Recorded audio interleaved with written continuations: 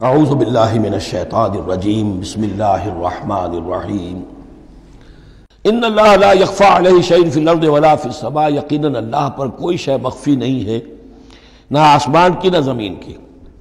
هو الذی یصورکم فی الارحام کیف یشاء، پہلی چیز اللہ کے علم سے متعلق تھی اور یہ اللہ کی قدرت سے متعلق ہے۔ وہی ہے کہ جو تمہاری نقشہ کشی کر دیتا ہے، صورت بنا دیتا ہے تمہاری ماؤں کے رحموں میں جیسا چاہتا ہے۔ کسی کے پاس چوائس نہیں ہے کہ وہ اپنا نقشہ خود بنائے۔ لا الہ الا هو العزیز الحکیم، اس کے سوا کوئی معبود نہیں، اور یہ کہ وہی العزیز ہے اور الحکیم ہے۔ هو الذی انزل علیک الکتاب منہ آیات محکمات ہن ام الکتاب واخر متشابہات، وہی ہے جس نے آپ پر یہ کتاب نازل فرمائی۔ کسی جگہ انزلہ کا لفظ بھی آ جاتا ہے، اور یہ ہوتا ہے ردم کے اعتبار سے، کیونکہ قرآن مجید کی اپنی ایک ملکوتی غنا ہے، اس کی ایک موسیقی ہے، ڈیوائن میوزک ہے، تو اس میں جو ردم کے حوالے سے اگر ضرورت ہو تو یہ الفاظ ایک دوسرے کی جگہ آ جائیں گے۔ منہ آیات محکمات، اس میں کچھ آیات تو ہیں محکم، پختہ۔ حکم جیسا کہ میں نے بتایا، حکمت عقل کی پختگی۔ محکم آیت، پختہ آیت، جس کا مفہوم بالکل واضح ہو، جس کو ادھر سے ادھر کرنے کی کوئی گنجائش نہ ہو۔ ہن ام الکتاب، اس کتاب کی جڑ اور اساس اور بنیاد وہی ہے۔ وَأُخَرُ متشابہات، اور کچھ متشابہ ہیں کہ جن کا حقیقی اور صحیح مفہوم معین کرنا بہت مشکل ہے، بلکہ عام حالات میں ناممکن ہے۔ یہ میں تفصیل سے تعارف قرآن کے ضمن میں عرض کر چکا ہوں۔ آیات الاحکام جتنی بھی ہیں وہ سب محکم ہیں، یہ کرو یہ نہ کرو، یہ حرام یہ حلال۔ لیکن یہ کہ جو بھی آیات ہیں کہ جن میں بحث ہے عالم غیب سے، اللہ کی ذات و صفات، کیا تصور کریں؟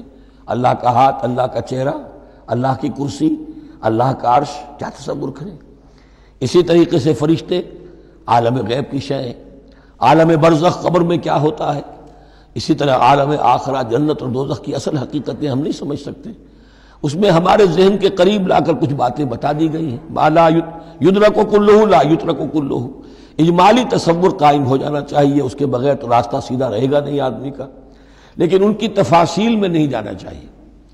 تو دوسرے درجے میں نے آپ کو بتایا تھا کہ کچھ فزیکل فینومینا بھی، یہ بھی ایک وقت تک رہے ہیں آیات متشابہات میں سے، لیکن رفتہ رفتہ جیسے یہ سائنس کا علم بڑھتا چلا جا رہا ہے، ان میں سے بہت سی چیزیں اب محکم ہو کر سامنے آ رہی ہیں۔ تو یہ گویا کہ شفٹنگ سینڈز کے مانند ہیں کہ ان میں سے جو چیزیں، بہت سی چیزیں واضح ہو گئیں جو پہلے واضح نہیں تھیں، لیکن اب بھی بعض چیزیں ہیں، جیسے میں نے عرض کیا 7 آسمان سے کیا مراد ہے کہ جو واضح نہیں ہے ہم پر، لیکن ہمارا یقین ہے کہ انشاءاللہ وہ وقت آئے گا کہ انسان سمجھ لے گا کہ ہاں یہی بات صحیح تھی اور یہی تعبیر صحیح تھی۔ هو الذی انزل علیک الکتاب منہ آیات محکمات ہن ام الکتاب، یہ بہت اہم ہے۔ اصل جو ہے جڑ کتاب کی، اس لیے کہ کتاب کے بارے میں عرض کر چکا ہوں کہ وہ ہے مجموعہ احکام۔ کتاب جیسا کہ ہم نے سورہ بقرہ میں دیکھا، جہاں حکم آیا کتب علیکم کتب علیکم کتب علیکم، تو کتاب کی جڑ اور اساس جو ہے وہ وہی ہے۔ وَأُخَرُ مُتَشَابِهَاتٌ فَأَمَّا الَّذِينَ فِي قُلُوبِهِمْ زَيْغٌ، تو وہ لوگ جن کے دلوں میں کجی ہوتی ہے۔ اب وہ یہ ہے کہ وہ کوئی خاص بات نئی نکالنی ہے تاکہ اپنی ذہانت و فطانت کا جو ہے ڈنکا بجوایا جا سکے، یا کوئی اور فساد پیدا کرنا ہے، کوئی فتنہ پیدا کرنا ہے، ذہن ٹیڑھا ہو چکا ہے، اب اس ٹیڑھے ذہن کے لیے کوئی دلیل چاہیے قرآن سے، اب وہ متشابہات کے چکر میں لگیں گے، ان کے پیچھے پڑیں گے کہ کسی کے مفہوم کو میں اپنے من پسند مفہوم کی طرف موڑ سکوں۔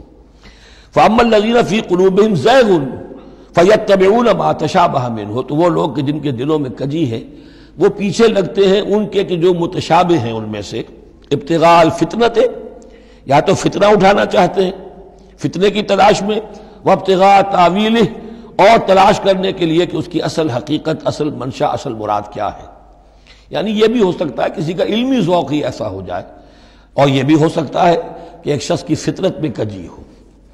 وما یعلم تاویلہ الا اللہ، حالانکہ ان کا حقیقی مفہوم اللہ کے سوا کوئی نہیں جانتا۔ والراسخون فی العلم یقولون، اور جو لوگ علم میں راسخ ہیں، پختہ ہیں، جن کی جڑیں گہری ہو چکی ہیں علم میں، وہ کیا کہتے ہیں؟ یقولون آمنا بہ کل من عند ربنا، ہم ایمان لائے اس کتاب پر، قرآن پر، یہ کل کا کل ہمارے رب کی طرف سے ہے۔ جو بات صاف سمجھ میں آ گئی ہے اس پر عمل کریں گے، جو بات پوری طرح سمجھ میں نہیں آ رہی ہے انتظار کریں گے، لیکن یہ اجمالی یقین رکھیں گے کہ یہ ہے اللہ کی کتاب۔ آمنا بہ کل من عند ربنا وما یذکر الا اولو الالباب، لیکن یہ صحیح روش اور یہ نصیحت نہیں حاصل کر سکتے مگر وہی کہ جو ہوش مند ہے، عقل مند ہے۔ اور سب سے بڑی ہوش مندی یہ ہے کہ انسان اپنی عقل کی لیمیٹیشنز کو جان لے، میری عقل کی حدود کیا ہیں، عقل کہاں تک جا سکتی ہے۔